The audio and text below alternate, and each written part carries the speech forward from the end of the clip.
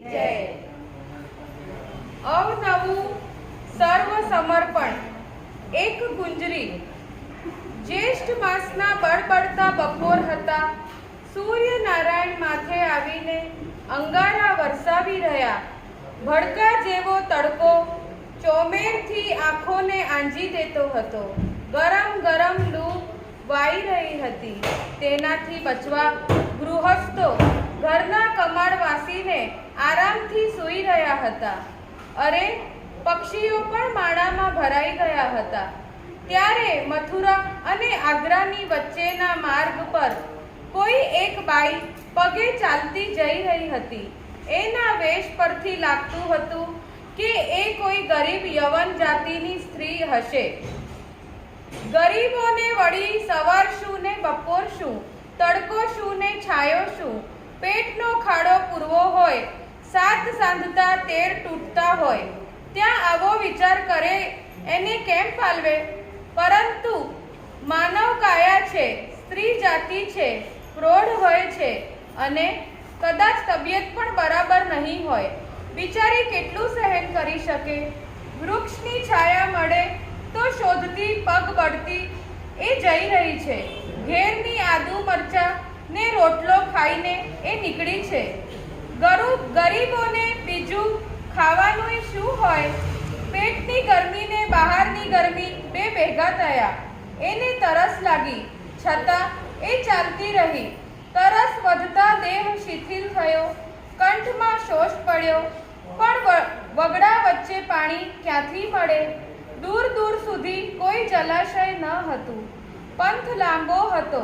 મનમાં કાબુમાં તન ન રહ્યું અને એક વૃક્ષની નીચે એ ઢળી પડી. પ્રાણ અકળાવા લાગ્યા. તૃષાથી એ તડપવા લાગી. બોલવાનું એ બંધ થઈ ગયું. કોણ જાણે કેટલા સમય આમ વીતી ગયો હશે. હવે તો પ્રાણ છૂટવાના જ બાકી હતા. પરંતુ ભગવાનની લીલા અદ્ભુત છે. નમતો પહોર થતા પરમ કૃપાળુ શ્રી વલ્લભ નંદન શ્રી ગોકુલથી ગોવર્ધન પધારતા હતા. ત્યાં માર્ગમાં દૂરથી આ દ્રશ્યની આપને નજર પડ્યું. ખવાસને આજ્ઞા કરી, પાસે જઈને જુઓ આ કોણ છે? ખવાસે આવીને કહ્યું, મહારાજ, કોઈ યવન જાતિની સ્ત્રી તૃષાથી વ્યાકુળ થયેલી જણાય છે. બોલી શકતી નથી, પણ જળ પાવા માટે હાથેથી સૂચના કરે છે. તો એને જલ્દી જળ પાવો. શ્રી ગુસાઈજીએ આજ્ઞા કરી. મહારાજ, આટલામાં કોઈ જલાશય નથી. જલ ક્યાંથી લાવું?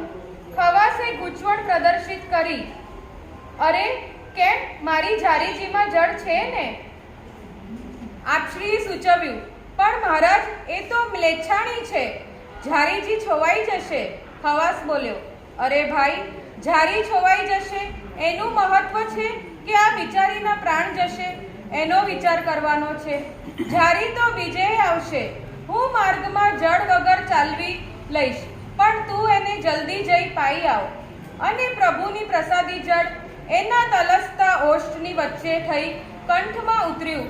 ત્યારે તેણે કાંઈક ચેતન અનુભવ્યું. ધીમે ધીમે એ બેઠી થઈ. જુએ છે તો કોઈ તેજસ્વી મહાપુરુષ પોતાની સામે ઊભા છે. આપ શ્રીના દર્શનના પ્રતાપે અને શ્રી નવનીત પ્રિયાજીનું પ્રસાદી યમુનાજલ ઉદરમાં જતા એને કાંઈક જુદો જ અનુભવ થવા લાગ્યો. એ ઉઠી આપશ્રીના ચરણોમાં પડી. આપશ્રીએ કરુણાભરી દ્રષ્ટિ એની સામે જોયું. એ ગદગદિત સ્વરે કહેવા લાગી, આપ કોઈ મનુષ્ય નથી, ભગવાન છો. મેં મથુરામાં ગોકુલના કનૈયાના ગીતોની વાતો સાંભળી છે. એ કનૈયાલાલ આપ જ પ્રભુ છો. હું મારી નજરે જોઈ રહી છું. મારા પર મોટી કૃપા કરી મને જીવનદાન આપ્યું. અરે, મને જાણે નવું જીવન જ મળ્યું છે. ખવાસે પૂછ્યું, બાઈ, તું કોણ છે? તારી આ દશા શી રીતે થઈ ગઈ? એણે કહ્યું, હું મથુરામાં રહું છું. શાક વેચવાનો ધંધો કરું છું. ખાસ કામે હું આગ્રા જતી હતી, પણ આપ તરસથી વચમાં જ ફસાઈ ગઈ. આપશ્રીએ ન બચાવી હોત તો મારા પ્રાણ જતા રહે. પછી તો એ બાઈએ ખવાસને પૂછીને આપશ્રીનો પરિચય મેળવ્યો. આગ્રા જવાનું માંડી ગોકુલ તરફ પ્રયાણ કર્યું. આપ શ્રીના નિવાસ સ્થાનના દરવાજા બહાર આવીને એ બેઠી. એની ચિત્ત તો હરાઈ ગયું હતું. એ બીજે જાય પણ કેમ કરીને.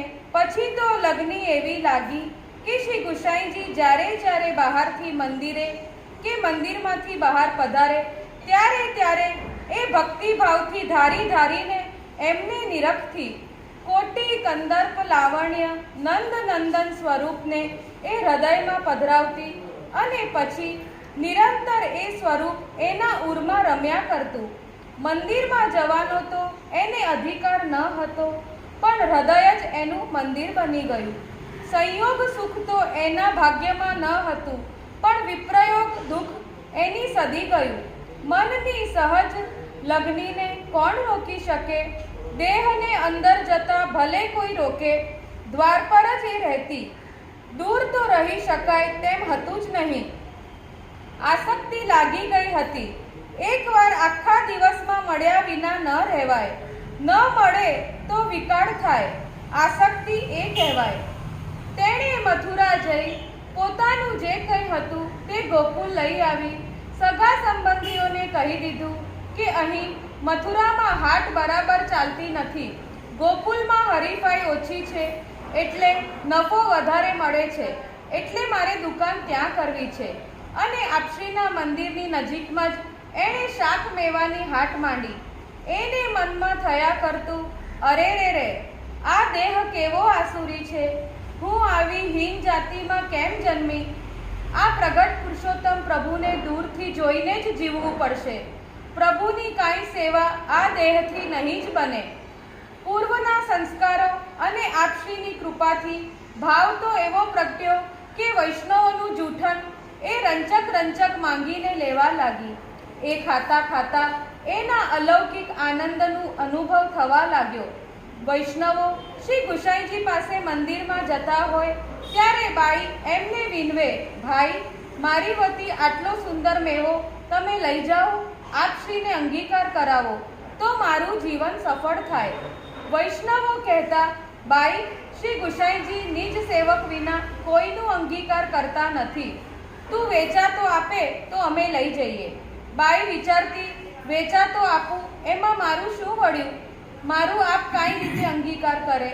શું હું આપશ્રીની સેવક ન થઈ શકું? મને તો કાંઈ સમજ પડતી નથી. મનમાં એ મૂંઝાતી રહી. પણ પ્રભુ ભક્ત મનોરથ પૂરક છે. એક દિવસ એણે આપશ્રીના ખવાસ વૈષ્ણવને, જેણે એને જારીનું જલ પાયું હતું, પોતાની હાટ પાસેથી જતા જોયા. એને તે જ ક્ષણે એના મનમાં સ્ફુરણા થઈ. એ બોલી, અરે વૈષ્ણવ, જરા આમ આવતો, મારી થોડીક વાત પૂછવી છે. જુઓ ભાઈ, તમે તો આપશ્રીના કૃપાપાત્ર છો. હું તો આવી નીચ, મૂળ અને અજ્ઞાન છું. આ ગોકુલના પ્રગટ કનૈયાના દર્શન અને સેવા માટે તલસું છું, પણ આ આસુરી દેહ એમાં આડા આવે છે. હવે મારે શું કરવું? શ્રી ગુસાઈજી મારું કાંઈ રીતે અંગીકાર નહીં કરે. એણે દીનતાથી પૂછ્યું. જરા અટકી વળી ઉમેર્યો, ભાઈ, મારી પાસે ઘણા વર્ષોની મહેનતની બચાવેલી રૂપિયા 1000 જેવી મૂડી છે. શું આપશ્રી કોઈ પ્રકારે એનો સ્વીકાર નહીં કરે? મારું જીવન આમ વ્યર્થ જ વહી જશે. સાંભળ્યું છે કે ભગવાનનો ભક્ત પણ બહુ દયાળુ હોય છે. ભાઈ, મારા પર કાંઈ તો કૃપા કરો, રસ્તો બતાવો. વૈષ્ણવ ખવાસ યવનબાઈની આ અદ્ભુત લાગણીથી પ્રભાવિત થયો. એણે કહ્યું, મને એક માર્ગ સૂઝે છે, તે સૂચવું. તને ઠીક લાગે તો એ રીતે કરજે. તારી તનુજા ને વિતજા બંને સેવા પોતે અંગીકાર કરશે. તું મથુરા જઈને ઋતુના નવા મેવાને શાક ઉત્તમ પસંદ કરીને તારી હાટમાં વેચવા માટે લઈ આવજે. મંદિરમાં જતા વૈષ્ણવો અહીં ખરીદવા આવે ત્યારે તેને બહુ ઓછી કિંમતમાં એ આપી દેજે. બીજું કોઈ ગ્રાહક લેવા આવે તો કિંમત બમણી બતાવજે. વૈષ્ણવને તારી આ યુક્તિનો જલ્દી ખ્યાલ નહીં આવે. એમ કરતા તારો દેહ ને દ્રવ્ય બંને અંગીકાર થઈ જશે. બાઈ, આ એક પરોક્ષ સેવા જ છે ને? પરંતુ જોજે, એ શાક અને મેવાને બદલે તેટલા શુદ્ધ રાખજે. હાથ ધોઈને અડકજે, અપવિત્ર જલ એના પર છાંટીશ નહીં. એઠું જૂઠું પણ સાચવજે, એમાંથી ખવાય નહીં, એ કોઈ અપાય નહીં. પ્રભુને શુદ્ધ વસ્તુ જ અંગીકાર કરાવ.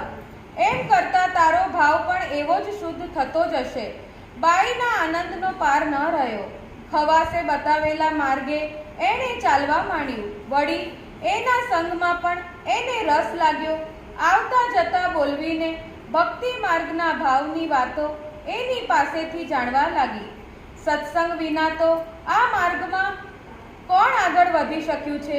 શ્રી ગુસાઈજી વૈષ્ણવોના લાવેલા નૂતન ઉત્તમ શાક મેવા જોઈને ઘણા પ્રસન્ન થતા અને પૂછતા, અગાઉ તો આવી ઉત્તમ સામગ્રી અહીં નહોતી મળતી.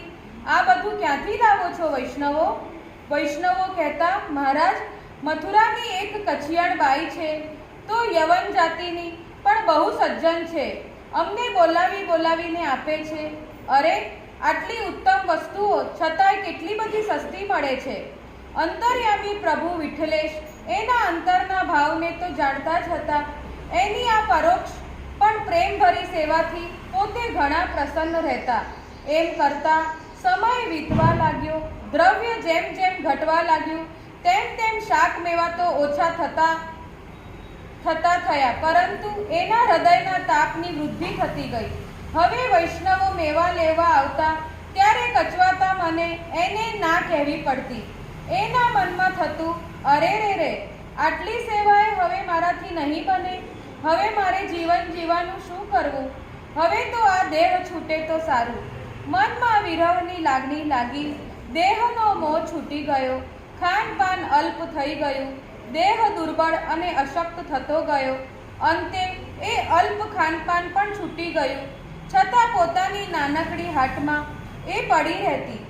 આપશ્રીના ચરણની છાયા છોડીને તો એ જાય પણ ક્યાં? શ્રી ગુસાઈજીએ વૈષ્ણવોને પૂછ્યું, પહેલાં તો શાક મેવા ઘણા સરસ આવતા, હવે કેમ અટકી ગયા? વૈષ્ણવોએ ખુલાસો કર્યો, મહારાજ, પેલી કુંજડી અશક્ત થઈ ગઈ, હવે તો મરવા પડી છે. આ નાના ગામમાં એવા મેવા હવે કોણ લાવે? એક દિવસ આપશ્રીએ પ્રભુને રાજભોગ ધરીને સંધ્યા વંદનાર્થ યમુના તટે પધારતા હતા. મંદિરની બહાર નીકળતા જ ભીડ જોઈને પૂછ્યું, આ શું છે? કોઈએ કહ્યું, મહારાજ, પેલી કુંજડી અંતિમ શ્વાસ લઈ રહી છે. કૃપાસાગર પ્રભુ એની પાસે પધાર્યા. પધારતા જ એણે પોતાનું માથું આપશ્રીના ચરણ પર ઢાળી દીધું. ગદગદ સ્વરે બોલી, મહારાજ, મારે આ ચરણ વિના બીજું કોઈ શરણ નથી, કોઈ આધાર નથી. આપ સાક્ષાત ઈશ્વર છો. મારા મનને આપ જાણો છો. મારી અંત સમયની લાજ આપના હાથમાં છે. પ્રભો, વધુ તો શું કહું, મારો દેહ સંબંધ ઘણો નીચ છે. આમ કહેતા ડુસકા ભરતી એ રડી પડી. શરણાગત વત્સલ વિઠ્ઠલેશ એને સાંત્વન આપ્યું, બાઈ, તું કશું ચિંતા ન કર. પ્રભુ સર્વ કરાવે સામર્થ્ય છે. તારાથી લીલામાં થયેલા અપરાધની નિવૃત્તિ કરવા માટે જ પ્રભુએ તને આવો જન્મ આપ્યો છે. હવે એ પોતે જ તારો ક્રમે અંગીકાર કરશે. પ્રભુ પોતાના જનોને કદી છોડતા નથી. બાઈના મનમાં કુતૂહલ થયું, લીલાનો શું અપરાધ છે? એણે નમ્ર સ્વરે વિનંતી કરી, મહારાજ, લીલા ધામમાં હું કોણ હતી? મારાથી શો અપરાધ થયો? કૃપા કરીને કહેશો. આપશ્રીએ કહ્યું, બાઈ, લીલામાં તારું નામ સોહની હતું. તું પુલિંદીઓના યુથમાં હતી. તારો તામસ ભાવ હતો. શ્રી ઠાકોરજીએ નિત્ય નૂતન ફલ ફલાદી સિદ્ધ કરીને આરોગાવાની તારી સેવા હતી. માટે જ અહીં પણ તને એ સેવાની તક મળી છે. એક દિવસ તું પ્રભુને મેવા આરોગાવતી હતી, ત્યાં શામલાજી પધાર્યા. તે જરા ઊંચા સાદે એમને રોક્યા. હમણાં પાસે ન આવશો, પ્રભુ આરોગે છે. શામલાજીએ કહ્યું, તું આમ અભિમાનથી મને રોકે છે, અને જો આ બોલતી વખતે તારા મુખનો છૂટો મેવામાં પડ્યો પ્રભુને આવી તારી જૂઠણ વસ્તુ આરોગાવે છે. આવો અપરાધ જો ભૂતલ પર હીન યોનિમાં જન્મ લે. બાઈ, આ રીતે તારો આવો જન્મ લેવો પડ્યો, સમજી? પણ હવે ગભરાઈશ નહીં. આવતો જન્મ તને મહાવનમાં એક બ્રાહ્મણના ઘેર મળશે. ભક્ત ભાવની વૃદ્ધિ થશે. અને પુનઃ લીલાધામની પ્રાપ્તિ થશે. આમ કહેતા આપશ્રીએ એના કાનમાં અષ્ટાક્ષર મંત્ર સંભળાવ્યો. એના મુખમાં પોતાનું અને શ્રીજીનું ચરણામૃત તેમજ મહાપ્રસાદ મૂક્યો. તત્ક્ષણ શ્રી ગુસાઈજીના સ્વરૂપમાં એને યુગલ સ્વરૂપની ઝાંખી થઈ. આપશ્રી તો પછી સ્નાન સંધ્યા અર્થે યમુના તટે પધાર્યા. અહીં દર્શન બંધ થતાં જ એની વિરહ આરતી વધી પડી અને થોડીક ક્ષણોમાં એનું પ્રાણ પેખરું ઉડી ગયું. વૈષ્ણવો વિચારતા રહ્યા, ભગવાનની કેવી અદ્ભુત લીલા! જેના પર કૃપા વિચારે છે તેને કેવી રીતે ખેંચી લે છે! કેવો હીન જન્મ, કેવું યોગાનું યોગ મિલન, કેવું અવનવું સર્વ સમર્પણ અને અંત સમય શ્રી ચિત્તવૃત્તિની તન્મયતા! સૌ વિસ્મિત થતા કહી રહ્યા છે, ધન્ય શ્રી વલ્લભના અનુગ્રહ માર્ગને, ધન્ય શ્રી વલ્લભ નંદનની પરણ કૃપાને. સિદ્ધાંત નવનીત. આ કૃપાદાન ભક્તિ માર્ગમાં જાતિભેદનો મહત્વ નથી. બ્રહ્મ મર્યાદાના રક્ષણાર્થે થોડુંક અંતર રાખીને પણ યવનો, પછાત જાતિઓ, અંતજ્યો આદિનો અહીં અંગીકાર થયો છે. ઉલટું દીનતા, નિસાધનતાની સિદ્ધિ એવો જીવનો વિશેષ સુલભ હોય છે. સ્ત્રી માટે પણ ખરું છે. સ્ત્રી શુદ્રાદ્રિક ધૃતિક્ષમ એ વિચારવું જોઈએ. શ્રી વિઠ્ઠલેશની કૃપાળુતા જુઓ. યવનને શરણ મંત્ર આપ્યો, ચરણ સ્પર્શ થવા દીધો, પછી મર્યાદાના રક્ષણાર્થે પોતે સ્નાન કરવા પધાર્યા એ જુદી વાત છે. લીલા સંબંધી જ અહીં પણ જીવોને અંગીકાર અને કૃપા થાય છે. ગમે તેવો ઉત્તમ દેખાતો મનુષ્ય પણ લીલા સંબંધ ન હોય તો આ માર્ગમાં પ્રવેશ પામી શકતો નથી. તનુજા વિતજા સેવા અને પ્રકાર થઈ શકે એમ મનમાં ભાવ શુદ્ધ અને ઉચ્ચ હોવો જોઈએ. સેવા કાર્યમાં આચાર શુદ્ધિ સાચવવાનું આવશ્યક છે. ભાવની શુદ્ધિ અને વૃદ્ધિ એ સહાયક છે. વૈષ્ણવના હૃદયમાં જીવ માત્ર પ્રતિ કરુણા હોય. સ્વમાર્ગ દયા ધર્મનું મૂળ નહીં તો અંગ તો છે જ. વજ્ર ચિત્તમાં પ્રભુ કેમ પધારે? નવનીત ચિત્ત બનવા માટે કરુણા વૃત્તિને પોષવી આવશ્યક છે. કોમલ હૃદયમાં ભગવત ભાવ સરળતાથી ઉદ્ભવે. વળી માનવ ધર્મ એ વૈષ્ણવ ધર્મ એક અંગ જ છે. નારાયણદાસ દિવાન અને વિઠ્ઠલદાસનો વાર્તા પ્રસંગ જુઓ. જૈનબાઈ કે જેની કરુણા વૃત્તિ જોઈને શ્રી ગુસાઈજીએ વચન ઉચ્ચર્યું, આ પોતે ઉપર જેવો રંગ ચડાવવો હોય તેવો ચડે. વીછી કરડવા છતાંય ફરી ફરીને પાણીમાંથી બહાર કાઢનાર વૈષ્ણવોને આ પ્રસંગ નહીં અનુસંધાન યોગ્ય છે. જે જીવ જાતિ હોય કોઈ રે, તેને તત્ક્ષણ સર્વ સુખ હોય રે. શ્રી ગુસાઈજી